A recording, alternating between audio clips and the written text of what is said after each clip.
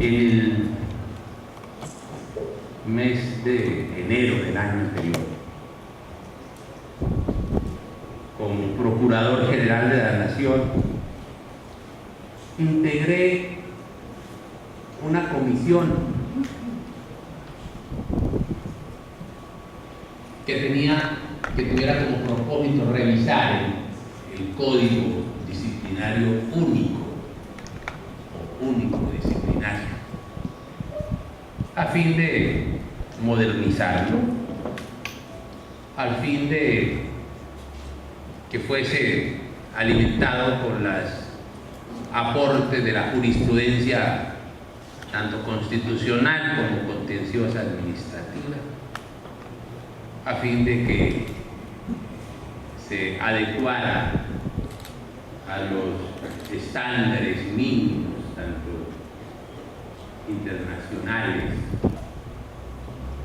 como nacionales. De esa comisión hicieron parte la Defensoría del Pueblo,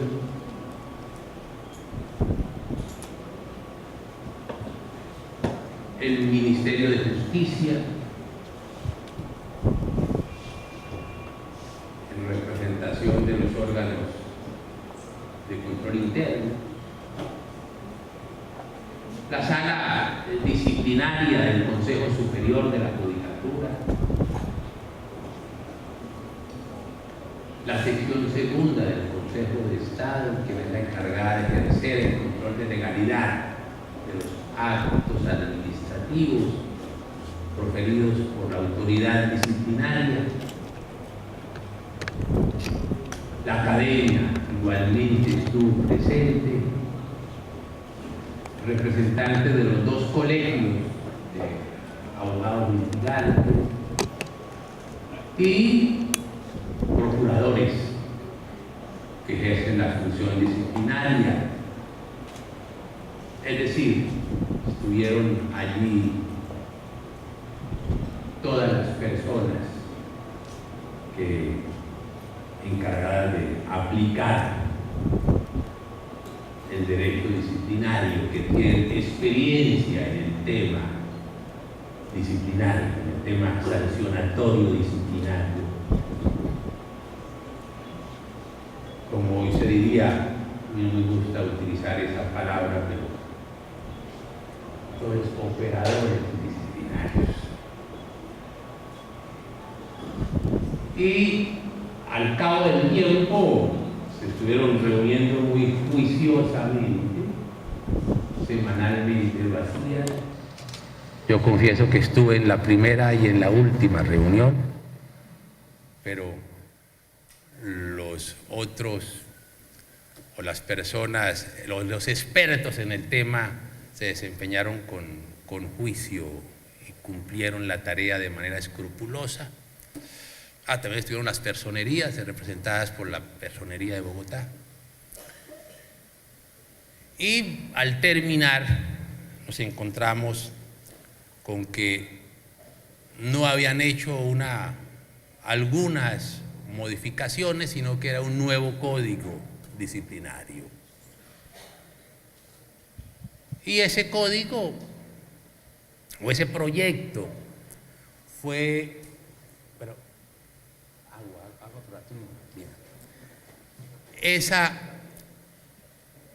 fue convertido en un proyecto de ley, se presentó ante la comisión, entró por el Senado, ante la comisión primera del Senado.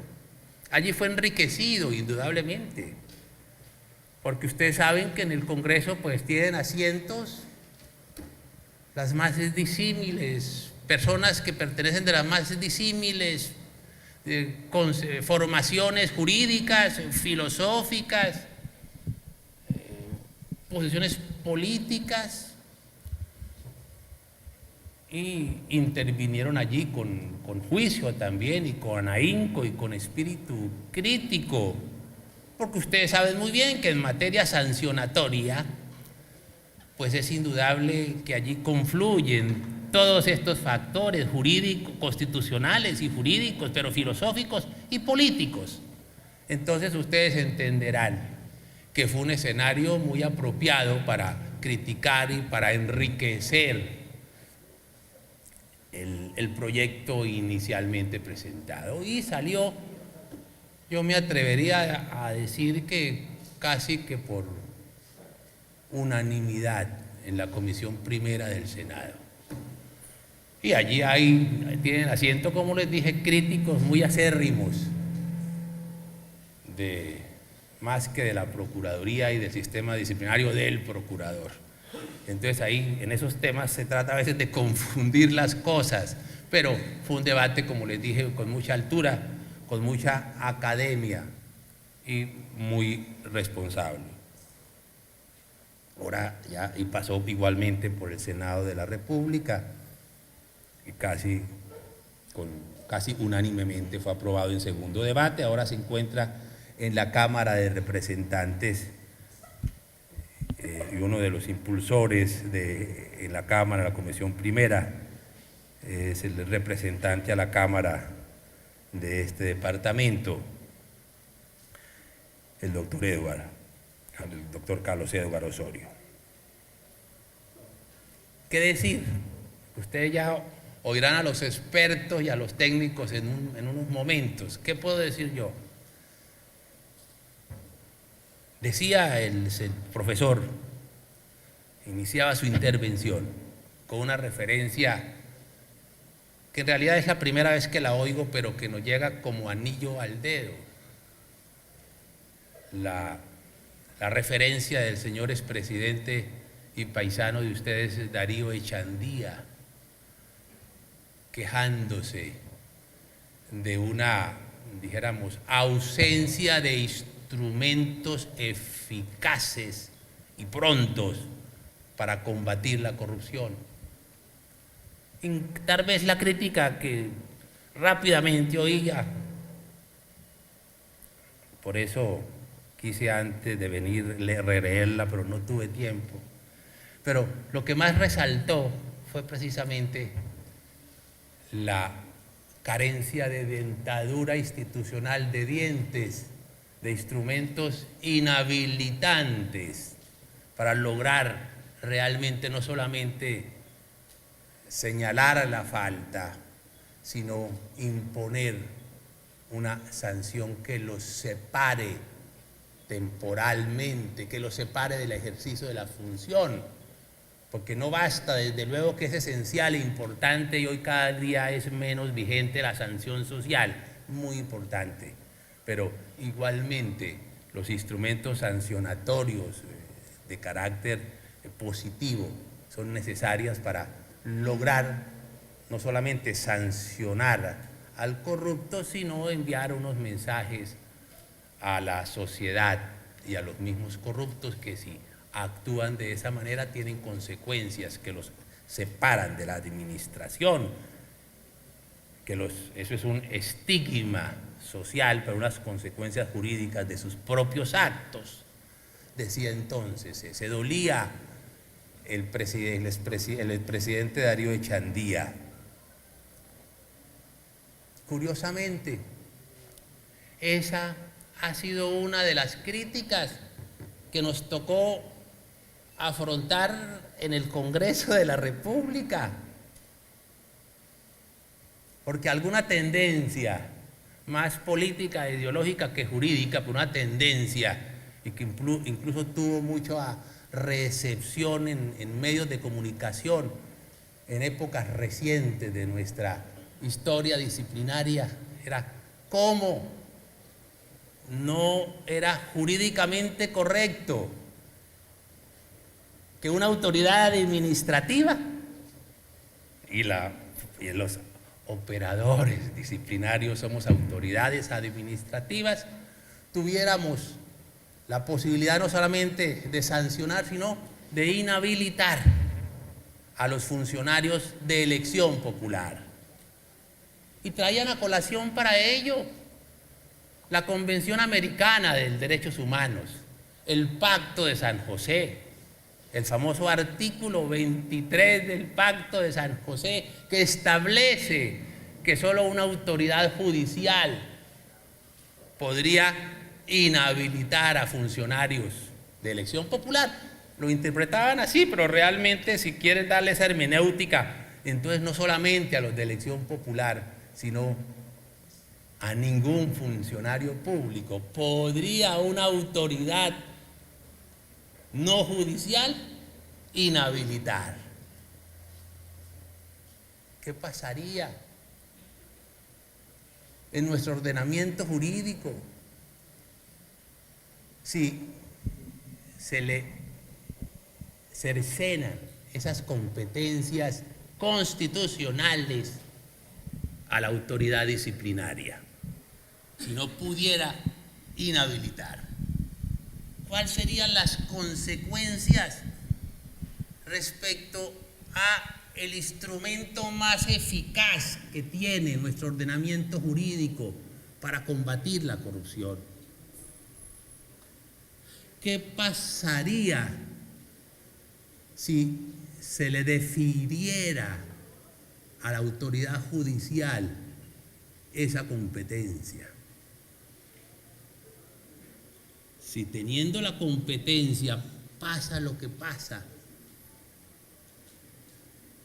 ¿qué pasa si se le quitan esos dientes a la institucionalidad?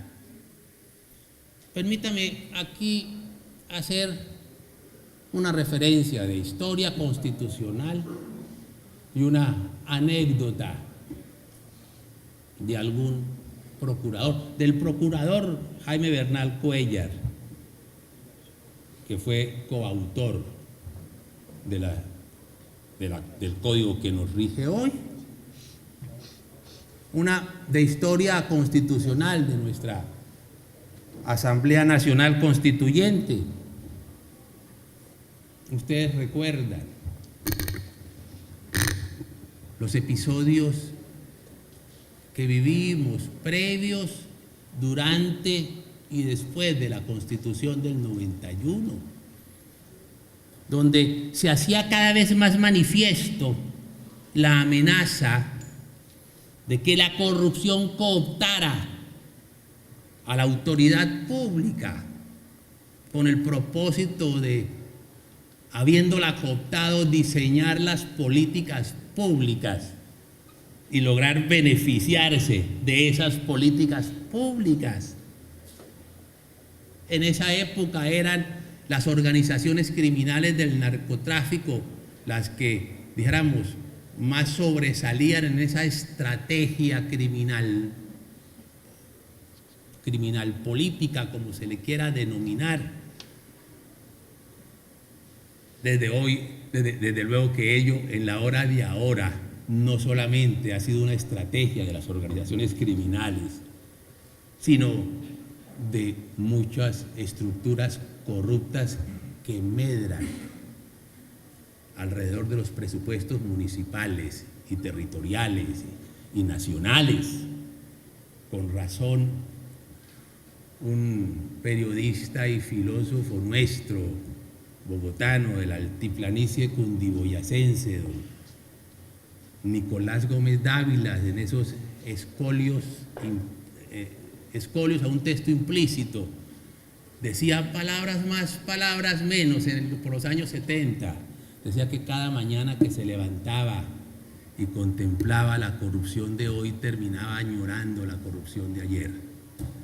Pues bien, en la Constituyente del 91,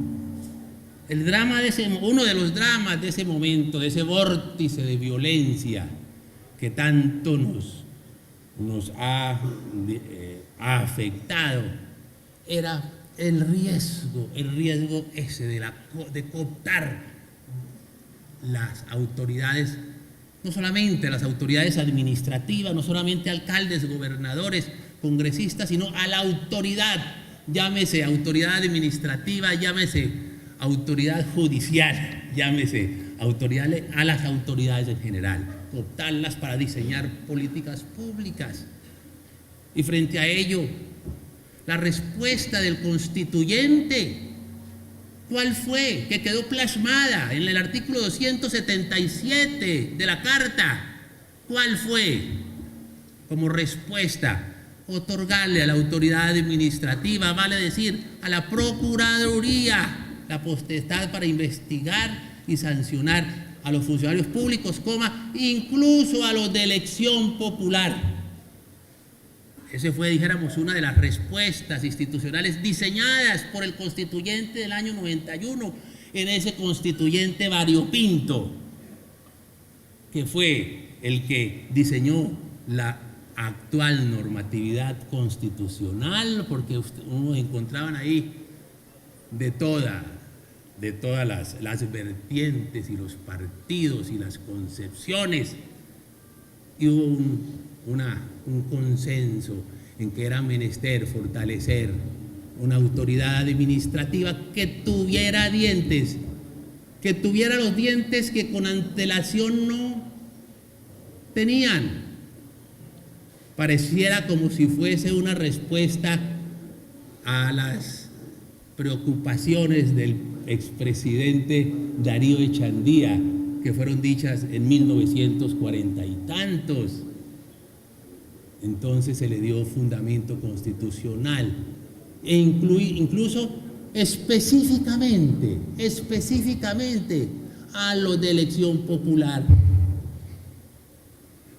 Yo recuerdo que a raíz de alguna determinación de la Procuraduría, el escándalo, ¿cómo va a ser que una autoridad disciplinaria sancione e inhabilite? La crítica no puede ser respecto a la autoridad, la crítica es entonces al constituyente. Pero esa referencia histórica constitucional es importante hacerla. Y ahora sí la anécdota del exprocurador Bernal. Contaba, él fue procurador tal vez desde el año 92 por ahí, ¿no es cierto? 90, 94, 92, 96, por ahí. Antes del 92. 92, 96, bueno, usted ya estaba en la Procuraduría, bueno, 92, 96. Decía que se encontraba con este desolador panorama, que sancionaba a un funcionario y encontraba que ese funcionario sancionado tenía 4, 5, 6, 7, 8, 10 sanciones, pero continuaba de funcionario público porque no existía la posibilidad de inhabilitar. Lo sancionaba y entonces no importa. Si era concejal, se hacía elegir después concejal, o después se hacía elegir diputado, y se lo sancionaban como diputado y después podía ser nombrado ministro.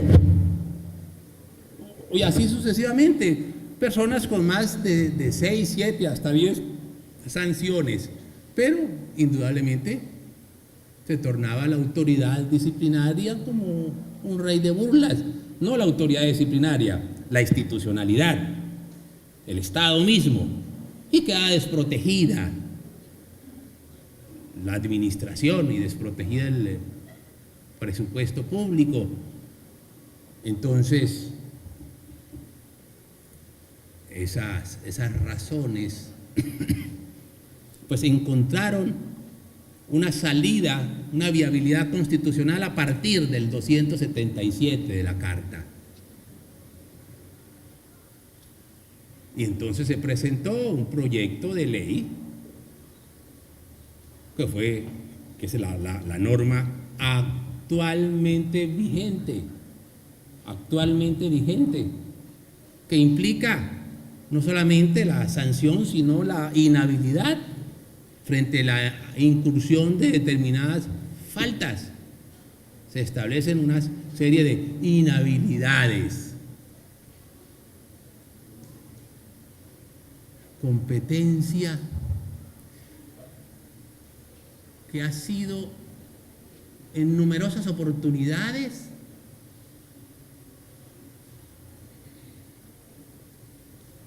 controlada constitucional y convencionalmente por la Corte Constitucional. Hay varios controles de convencionalidad hechos por nuestra máxima autoridad constitucional, que es la Corte, referida a esos artículos. Creo que es el artículo 44, 45, 47, por ahí. A mí no me crean cuando yo hablo, cito artículos o leyes, porque normalmente me aproximo, pero no es cierto, en el año o en el artículo, pero por ahí.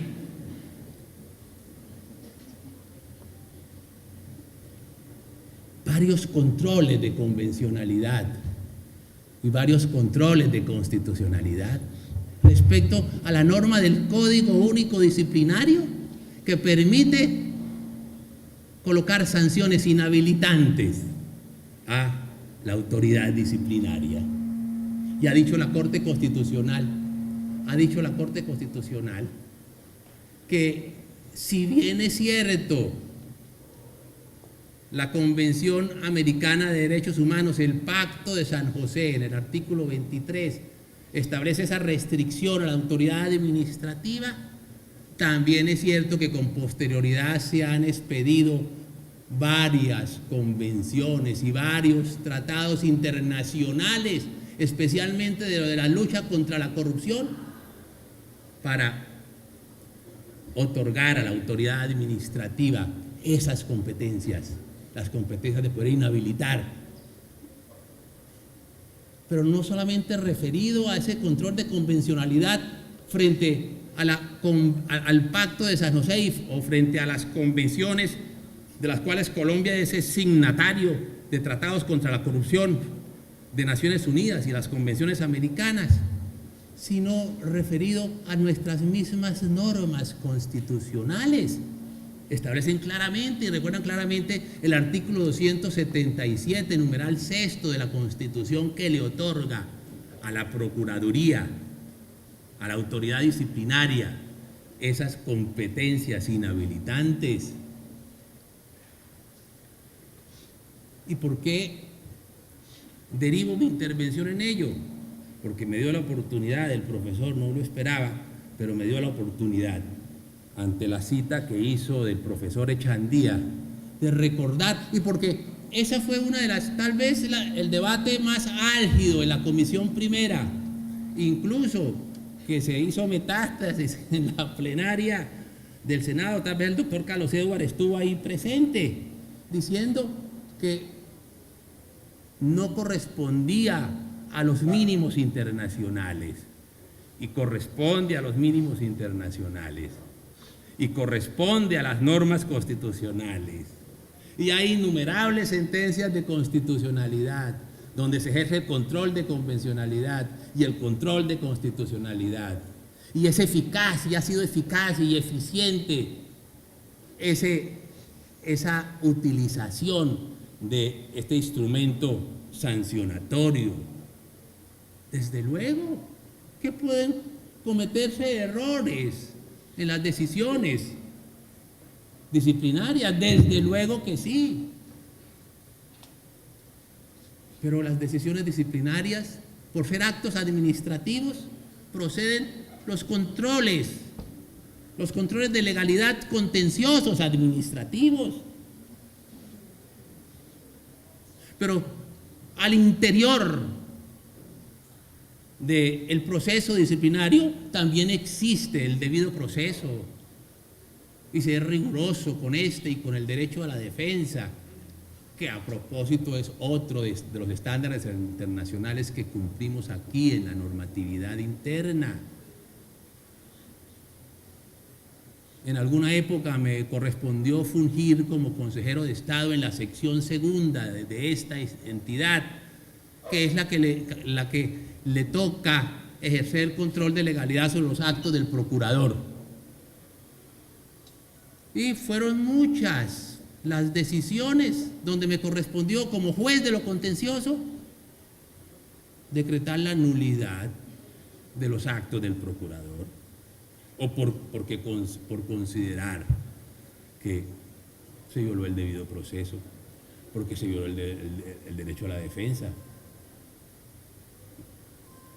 o porque varias razones o por varias razones, pero me correspondió decretar nulidades. Recuerdo algunas: la destitución de la gobernadora de Cundinamarca, de la doctora Leonor Serrano de Camargo, que fue destituida por el procurador Bernal, el autor del código, o el coautor del código. El Consejo de Estado, con ponencia del hoy procurador, anuló esa destitución. La de otro, de un gobernador electo del Cauca, un doctor Silva Rivier, que lo destituyeron a propósito un día antes de posesionarse. Y me correspondió a mí ser ponente de anular esa destitución, cuyo dijéramos, autor fue el procurador Maya Villazón, y fueron muchas, no recuerdo, muchas otras. Y a mí me han dado de la propia medicina, y eso está bien, que existan controles. Ese es el Estado de Derecho. Incluso puede que uno no las comparta, puede que jurídicamente sean censurables, lo que sea, pero eso demuestra que en nuestro ordenamiento jurídico existen instrumentos, existen garantías constitucionales, precisamente, que son elementos esenciales en nuestro ordenamiento jurídico, en nuestro ordenamiento político. Por eso no hay que, algunos decían, uy, tal decisión fue suspendida o anulada por el Consejo de Estado. Me parece, eso no es exótico, eso es frecuente. A mí me han anulado muchas, y en el tiempo que falta seguramente también lo harán. Y eso fortalece nuestro ordenamiento jurídico. Pero entonces es importante advertir la trascendencia de esa facultad. Fue una discusión muy álgida en la sección primera. Pero que todos estos argumentos, yo simplemente estoy haciendo un resumen muy, dijéramos, si me perdonan la expresión, un resumen muy resumido. La importancia de tener en cuenta los estándares internacionales. Ahora que tanto se habla de ese tema, ahora que tanto se habla, hoy, independientemente que uno esté de acuerdo o no, filosófico o políticamente, hay una realidad. ¿Y cuál es la realidad? Que hoy no somos soberanos, o se quiere una soberanía relativa. En muchos aspectos, pero en donde más se denota esto es en el jurídico. Colombia, en el diseño de sus instituciones, debe observar y acatar los mínimos internacionales. Ahora que se está discutiendo tanto en materia de paz, uno oye a los implicados en esa conversación allá en la isla caribeña, oye también a expresidentes, oye a altos funcionarios judiciales, oye a altísimas autoridades que tienen que ver con la investigación y que tienen que ver, mucho que ver con estas bellas tierras tolimenses. Los oye hablar sobre, en últimas, con propuestas que implican todas necesariamente el desconocer los mínimos internacionales en materia de penas privativas a la libertad frente a los delitos internacionales, frente a los genocidios, frente a los crímenes de guerra y a los crímenes de lesa humanidad. Y piensan que pueden, por consensos políticos o referendos populares o refrendaciones populares, hacer caso omiso a esos mínimos internacionales. Y ahora pretenden entonces extender la impunidad, no solamente la impunidad para los responsables de crímenes de guerra y genocidios y delitos de lesa humanidad de las FARC, sino a todos los demás implicados en conductas similares, llámense militares o paramilitares o actores de primero o segundo grado, en fin, y le prestan un flaco servicio al proceso de paz, porque al proceso de paz se le debe blindar, y se debe blindar jurídica y políticamente. Y una de las formas de blindarlo jurídicamente es que quede bien hecha, y quede bien hecha es si no se pacta la impunidad. Y que quede bien hecha es que existan penas privativas de la libertad proporcionales, adecuadas, pueden reducirse, porque el marco jurídico para la paz y la justicia transicional lo permite. Pero si siguen por ese camino loco de ofrecer impunidades de manera expresa, de manera implícita, de manera táctica, de manera muy articulada, le falta un solo paso. ¿Cuál es el solo paso? Denunciar los tratados internacionales que nos vinculan como Estado. Denunciar el Estatuto de Roma y todos los tratados internacionales que vinculan al Estado colombiano y que lo obligan a investigar y a sancionar esa clase de delitos con penas privativas de la libertad. Y la solución no es ofrecer entonces impunidad para la guerrilla, pero también para los militares, impunidad para los empresarios o los ganaderos, pero también para los paramilitares. No, esa no es la solución. La solución es penas adecuadas a la falta, penas reducidas como lo permite la justicia transicional. Mucho cuidado, mucho cuidado. No hay que festinar la institucionalidad. No me vengan con decir que el derecho es un obstáculo para la paz, porque el derecho no es un obstáculo para la paz. La justicia, la paz es un fruto de la justicia, y la impunidad no nos lleva a escenarios de paces sostenibles, sino de mayores escenarios de confrontación. Pero es que internacionalmente la haría terriblemente vulnerable, porque el desconocimiento de los estándares mínimos lo que permite es blindar a la misma FARC, y desde luego blindar a nuestros militares igualmente, pero no, eso no se garantiza con impunidades, sino con una justicia razonable, respetando los mínimos internacionales.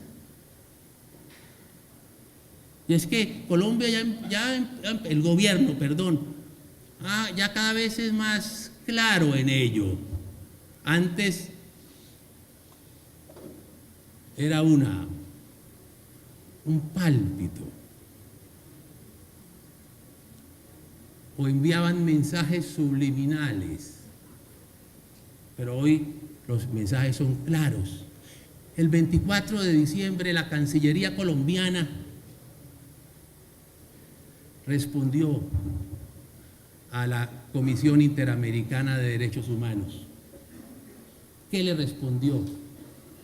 Un memorando en el cual la Comisión Interamericana le decía: la ley estatutaria que desarrolla el marco jurídico para la paz debe adecuarse a los mínimos internacionales en materia de graves violaciones a los derechos humanos. Es decir, concretamente, para que entiendan los que no manejan las normas internacionales, a mí me ha tocado empezarlas a manejar.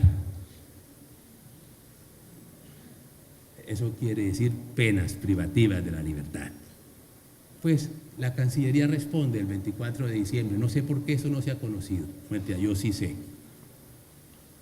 ¿Qué dijo la Cancillería colombiana? Colombia no acepta esa recomendación. Entonces, ya no son pálpitos, ya no son insinuaciones, hay una clara decisión. de no respetar los mínimos internacionales en esa materia. Pero bien, yo no vine a hablar de eso. Yo le pedí antes excusas por hablar del tema porque el tema es otro. Pero como hablábamos de los mínimos internacionales, no podía dejar pasar esta oportunidad para hacer una rápida y fugaz reflexión. ¿En qué íbamos? En las sanciones inhabilitantes, en los controles de convencionalidad, en cómo ella había sido una discusión en la comisión primera y después en la plenaria del Senado, pero una discusión muy enriquecedora. Se propuso en el Senado la siguiente, dijéramos, solución: que la Procuraduría o que la autoridad disciplinaria impusiera la sanción, pero que antes de ejecutarla tal vez fueran al juez, para que el juez la avalara. El juez, después de 42 meses, perdón, o 42 años, avalara esa decisión. Fue desechada y con un argumento muy jurídico, si se quiere, muy procesal. ¿Cuál es? Pues para eso existen, y aquí estarán presentes conocedores del derecho administrativo, los alumnos que han pasado por ese curso. Existe la suspensión del acto administrativo, suspensión que puede ser, si se quiere, previa, puede ser la primera actuación procesal, una suspensión provisional. Entonces, ¿qué efecto tiene postergar y hacer, dijéramos, crear ese escenario judicial para lograr que la efectividad de esa decisión se postergue indefinidamente en el tiempo? Pero otros dos aspectos, porque los expertos hablarán minucias y transmitirán todas las implicaciones de esas instituciones. El procedimiento oral no es el sistema acusatorio en materia disciplinaria, porque no necesariamente lo oral es acusatorio. Aquí se mantiene el inquisitivo, pero se introduce la oralidad para ser más prontos, más eficaces en el ejercicio de la potestad disciplinaria a partir del pliego de cargos. Será la oralidad.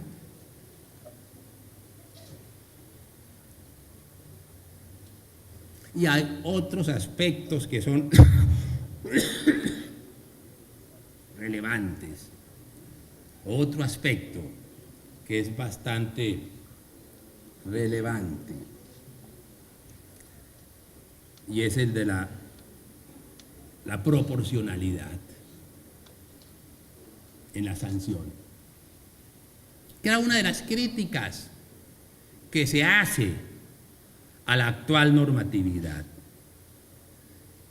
Y se me hace, y no hablo en primera persona, sino a la comisión redactora, se recogió esa crítica, porque una crítica fundada, porque el actual código pues no hace la distinción en las faltas gravísimas cometidos a título de dolo o a título de culpa grave. Entonces confunde temas de corrupción, por ejemplo, con irregularidades administrativas, pero la sanción es la misma. Y colocan un taxímetro que parte de 10 a 20. Y no puede la autoridad disciplinaria, si encuentra que tal conducta se cometió de acuerdo a los parámetros consignados en esa materia, ya fuera a título de dolo o de culpa gravísima, no hace la distinción, debe colocarse y empezar de 10 hasta 20 años. Y aquí, desarrollando el principio de la proporcionalidad, se hace una distinción entre ambos temas para que exista una graduación que corresponda a la objetividad, una graduación que responde al principio de razonabilidad y de proporcionalidad, porque uno no comprende por qué las faltas graves van de 0 hasta 1 año, y a partir de ahí salta a 10 años. Y aquí se hace toda una arquitectura, una proporcionalidad, dijéramos, adecuada a la realidad. Pero bien, ustedes saben que el instrumento disciplinario, con todas las deficiencias que ha podido tener, con todas las críticas que ha podido tener, con todos los desaciertos, con todos los aciertos, es el instrumento más eficaz que tiene el Estado colombiano para combatir la corrupción. La Procuraduría le ha correspondido sancionar en estos años a más de 600 alcaldes, a más de 22 gobernadores, a más de 17 congresistas.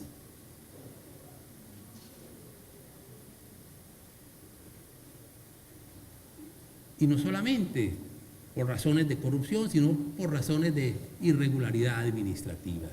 Pero independientemente a las críticas que puedan existir, vuelvo y repito, o a los errores en que se ha podido incurrir, hay una conciencia en la opinión pública y en el ejercicio histórico de ese poder disciplinario, no referido a la actual administración, sino al ejercicio histórico, que ha contribuido eficazmente a ello. Desde luego alguien me decía, pero sigue la corrupción. Claro, el Código Penal existe y el homicidio es delito y siguen existiendo homicidios. Claro, porque el problema de la corrupción no es un problema de la sanción punitiva, tiene otras implicaciones de carácter moral, de carácter ético, de tipo cultural, que tienen que ver con la disolución de la familia, con la pérdida de principios, de valor. Ese es otro tema en cuanto a las causas de la corrupción. Pero desde luego que ha enviado mensajes pedagógicos a la ciudadanía, y no solamente sancionando a porteros y a secretarias, sino a funcionarios de toda la estructura administrativa de las entidades nacionales, territoriales, municipales, de los órganos de control, de los órganos de militares y de policía, desde ministros hasta congresistas, pasando por gobernadores, por diputados, en fin. Y un ejemplo de la eficacia del poder disciplinario, para que ustedes entiendan la necesidad de fortalecerlo, de modernizarlo, que ese es el esfuerzo de este código. Un ejemplo que se me hace pedagógico y relativamente actual: el escándalo de la contratación en Bogotá, del carrusel de la contratación. La Procuraduría hace 3 años, tal vez más, 3 años y medio, yo creo que más, estaba como iniciando el periodo, recuerdo porque de eso me gané una diabetes. Hace 3 años y medio profirió decisiones sancionatorias a un congresista,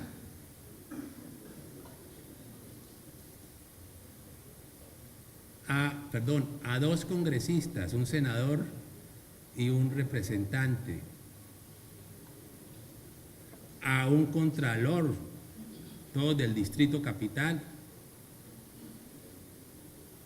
a una gerente de una entidad descentralizada del IDU, a 7 funcionarios de esa entidad, al alcalde, una sanción, hay otro proceso, pero también se le sancionó al alcalde del Distrito Capital, hace 3 años largos. Y hoy, en la hora de ahora, estamos a 16 o 17, o perdón, 20 de febrero del 2014, 15.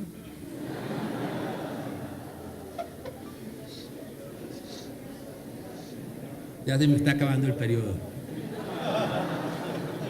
15. No se ha proferido la primera decisión. Incluso a algunos no se les ha imputado. Tal vez hay una decisión de la Corte Suprema. Tal vez hay una decisión reciente. Nosotros hace 3 años y medio proferimos decisiones que están ejecutoriadas y los separamos del servicio con sanciones inhabilitantes que van desde los 18 hasta los 20 años. Y esta no es una crítica a la sanción penal, no, es el sistema que el disciplinario permite, o es un instrumento mucho más rápido, mucho más eficaz, mucho más eficiente, mucho más pronto, y que da respuestas a la ciudadanía y respuestas o mensajes a los corruptos. Es necesario fortalecer el instrumento disciplinario para no solamente la combate a la corrupción, sino para que exista una administración responsable y que se adecue a las políticas públicas y a los deberes funcionarios de sus empleados. Muchas gracias.